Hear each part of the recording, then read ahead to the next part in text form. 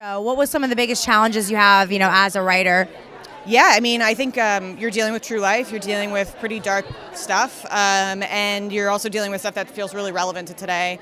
I think it's for us just trying to make it captivating as well as relevant, and giving something for our incredibly talented directors and actors to work at, and some words they can say and make them sound make us sound really smart.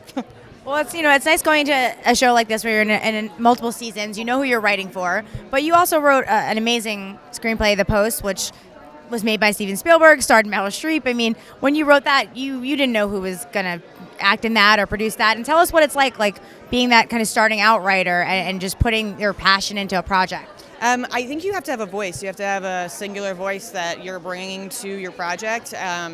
You look at writers you admire and see that you can probably pick out which movies they've written and which screenplays they've written or TV shows they've written, and that's what you have to find for yourself. Everybody's different. Everybody has a different voice, and that's what's going to make you stand out. I love that. And any other advice for people watching this and saying, "Oh man, I wish I could one day be there at the Writers Guild Awards"? Just keep writing. Honestly, keep writing. Write what you're afraid of. Write the thing that only you know how to write. Just keep doing it. How important is it for you to have this show and open kind of people's minds in terms of actors with disabilities, the LGBT community?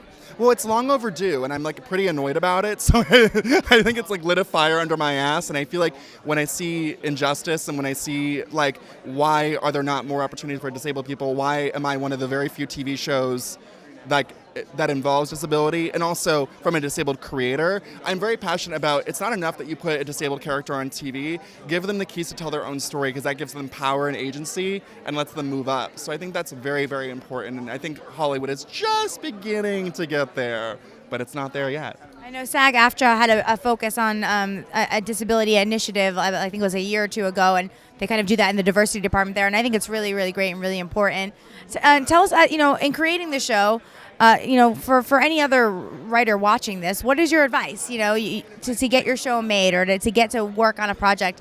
What advice do you have for aspiring writers? Well, if you want to do a show that doesn't star Kevin James and you want to put something new out there that people are not familiar with, you have to be ready to eat 4,000 troll sandwiches and people telling you no, no, and hell no. But I metabolize no's as I'll show you, bitch. And I think you kind of have to have that mentality to keep going, because I think Hollywood is still a fear-based industry, and I think that we do one little thing and we pat ourselves on the back. We're like, anyways, we're good now. And you're like, no, no, no, no, no. So I think you just have to really keep going and not get discouraged, because like Lady Gaga said, you can have 99 people in a room and all it takes is one to say yes.